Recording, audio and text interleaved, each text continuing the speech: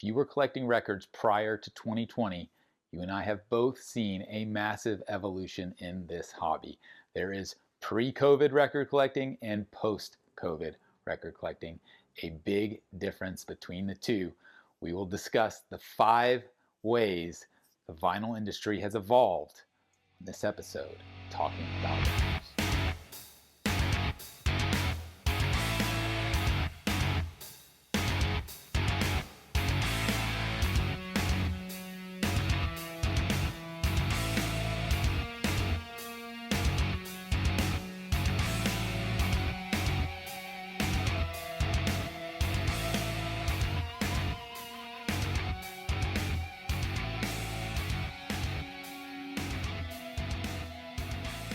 My name is G.I. Sanders from NTX Vinyl, a small chain of independent shops in the Dallas-Fort Worth area. If you're not local, but you are in the U.S., you can shop online at ntxvinyl.com and would love it if you'd subscribe to our channel on YouTube and follow us at NTX Vinyl, Facebook, Instagram, and TikTok.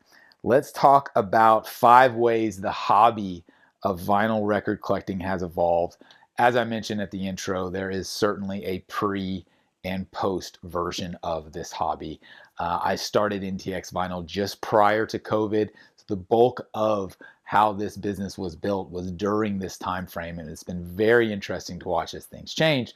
You know, I've been collecting records for 20 years and was very active, especially in the past 10 years. So I had a really good taste for what this hobby looked like, you know, building up to COVID and this kind of gradual momentum it had. And then everyone gets locked in their houses and everyone's looking for something new and interesting to do. So the biggest thing that really impacted the vinyl industry during that period is the sheer number of new collectors. It's just a massive difference in regards to demand, and obviously that has put a stranglehold on supply. And still to this day, we're still trying to catch up as an industry to get the proper albums pressed and repressed, right? But just the number of new collectors who started collecting during COVID. There's plenty of people I've talked to who were passive collectors, but now with all that time at home, they became very active.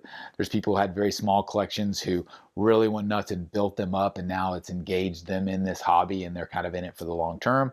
I'm sure not everyone will stick with it. You know, there are certainly people who started during COVID who now have had to go back to the office, so they're not spending as much time at home. So maybe they're not committing as much, you know, from a budget standpoint or from an attention standpoint to records. But the facts are the facts that there has been a massive resurgence of collectors flooding into this hobby since COVID. So that's been huge. Limited edition variants and collectible releases, that has been a huge change pre and post COVID. There was already things like in the exclusive record store day, obviously has been going on for many years, so none of that was new. But when you throw the fuel of COVID on that thing, and it has really changed in regards to what labels and artists are looking to do to maximize profit for physical sales of a vinyl record, or even a t-shirt for that matter. Doubling down on that stuff, knowing that they're not making near as much money on streaming, and there's an opportunity with this hobby kind of resurging where they can capitalize on that. And I think that's a very valid thing for artists to be able to make a living, right? So I think there's been much more importance put on different variants and exclusive things and box sets and all the different stuff that has been being released. Prices obviously are a huge difference in pre and post COVID. Like it or not, vinyl costs more. There's no way around it. Virtually all of the labels have raised their prices. The larger labels, in regards to catalog titles, even new releases, what it used to cost for a single or double LP, that is at least, I would say, 20 to 25% more on average. Some have increased even more than that, some a little less. That's just the reality of where we are. Do we think that's going to come back down? I don't know. Vinyl isn't, you know, gasoline, so I don't know how much it's going to fluctuate and how much the labels are going to come back down on their prices once you know, the workforce and once you know, manufacturing delays and all that kind of irons itself out, which it is certainly starting to, from my point of view. But that's a big change in regards to price. Pre-owned vinyl. Yeah, I think this is a big one. If you're pre-COVID, you could hit estate sales, you could hit garage sales, you could go all over Facebook Marketplace and Craigslist and all these different places. and it was regularly pretty fruitful in regards to acquiring small and large collections of quality records for a decent price. Post-COVID, not so much. It's a lot harder. People know that vinyl is back because they've walked into Target and they've seen it. They've read something about how vinyl sales are up. So people are onto it. And the owners and the companies of garage sales and estate sales and these types of things, they're aware of it now. And so it's not as easy to find amazing deals. They're still out there, of course, but it's just simply not as easy. So those are just, again, the first thing to mention is the pre and post-COVID kind of table stakes of where we're at now as an industry. I think that's more than anything has caused this evolution over the past couple of years. So that's the first thing, is just what happened pre and post-COVID. The second thing I'll point to is in regards to lead times. So this is specific to new vinyl reissues, whether it's a new album or a reissued album or repress of an album. These things come months in advance typically, and that's a big difference.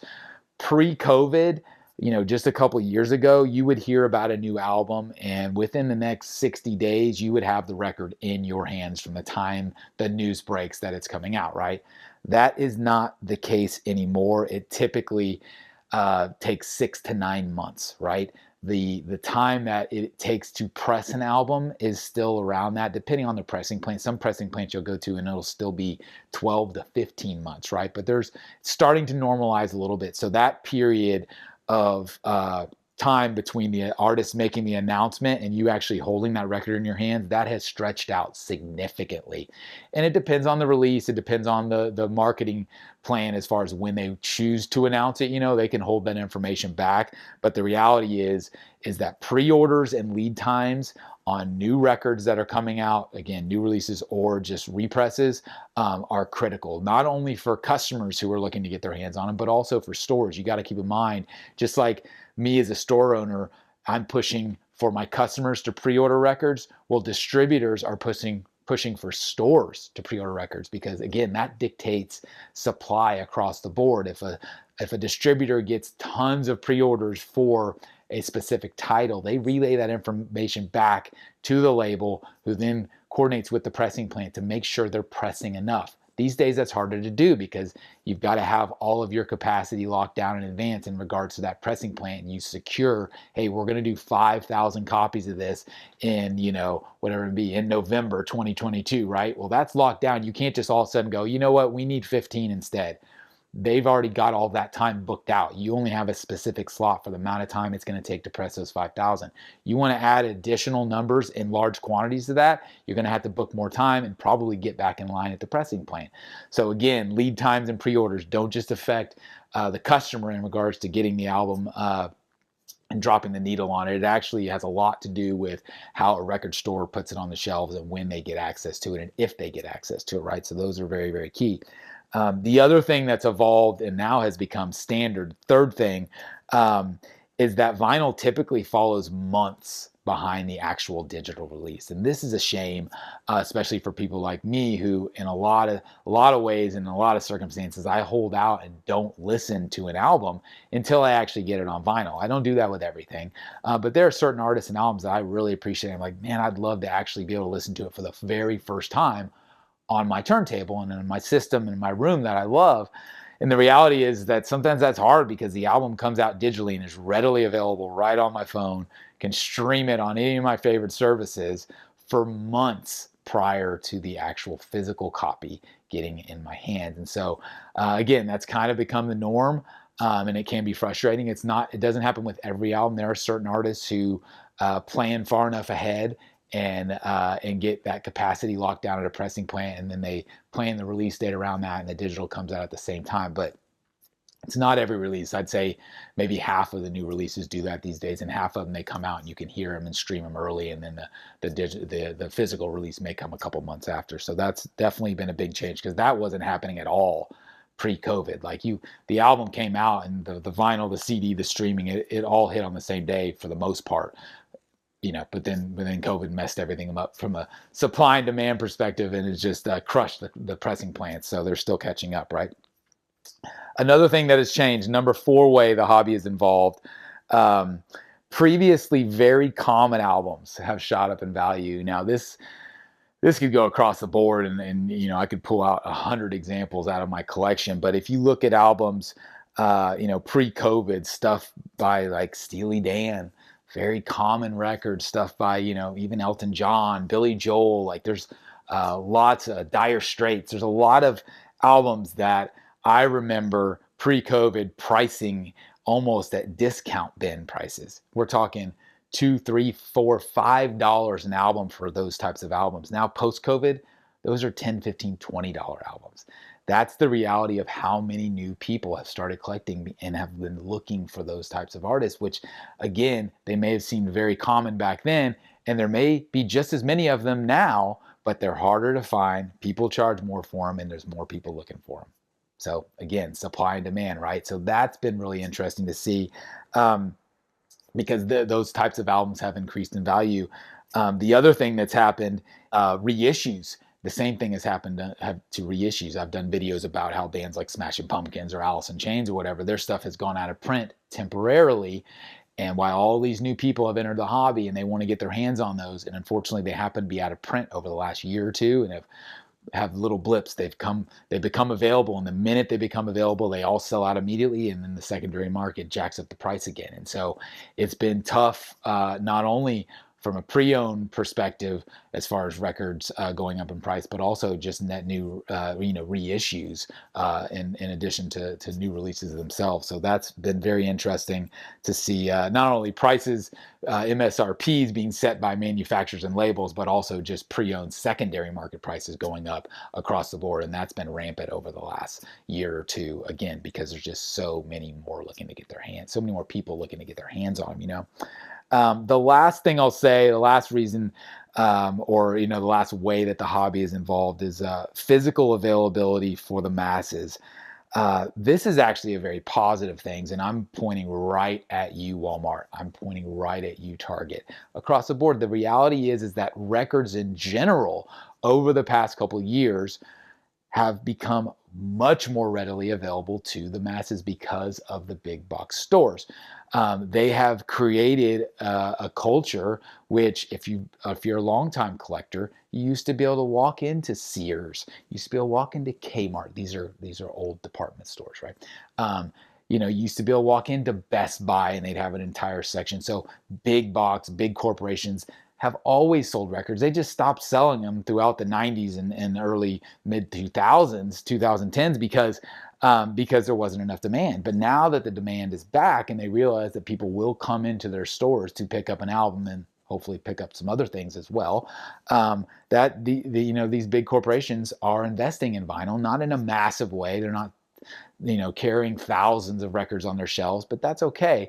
If it's a gateway and if they're introducing new collectors to the format, which they are, then it's a great thing. And that availability for someone in a small town that doesn't have a record store to actually walk into a Walmart and be able to choose an album physically and not have to purchase every album online, that is huge. That is an incredibly positive thing that has happened over the past couple of years, thanks to big box stores, thanks to collectors who have created enough demand for them to care about the format, which is really exciting. Like it or not, how they do their business in regards to how it may be detrimental to an independent store. Regardless of all that, the fact that big boxes are introducing new people to records every day is a really, really positive thing. So those are just a handful of ways that this industry has evolved. And I can tell you from my perspective, how my business has evolved along with it. It has been incredible to watch this thing. It has been a ride like I could not have imagined. I remember the day that COVID hit, March 2022, and retail, at least in this area, shut down. And I remember thinking, that might be it. Like, I don't know if the mall I'm in, the antique mall I'm in, is going to reopen. Like, I don't know if they're going to survive. I don't know if this is going to last weeks or months. Like, there were so many unknowns. And here we are, 3+ years later, and business is booming, and it's not slowing down anytime soon. Even if the crazy demand that was happening peak COVID settles down a little bit, that's still enough to really sustain this industry. And based on all the data as far as sales, everything is stabilizing and still growing. It's not like a huge hockey stick, but it doesn't have to be for this industry to survive. There's enough people who are passionate about this, even though it's a niche within the grand scheme of things as far as music sales. It's got legs and it can survive. And a lot of it is because of this evolution that the hobby's gone through over the last couple years. So love talking about this stuff. I hope you find it interesting as well. This has been another episode of Talking About Records. My name is G.I. Sanders, and we will see you again next time. As always, really appreciate the support, and we'll talk soon.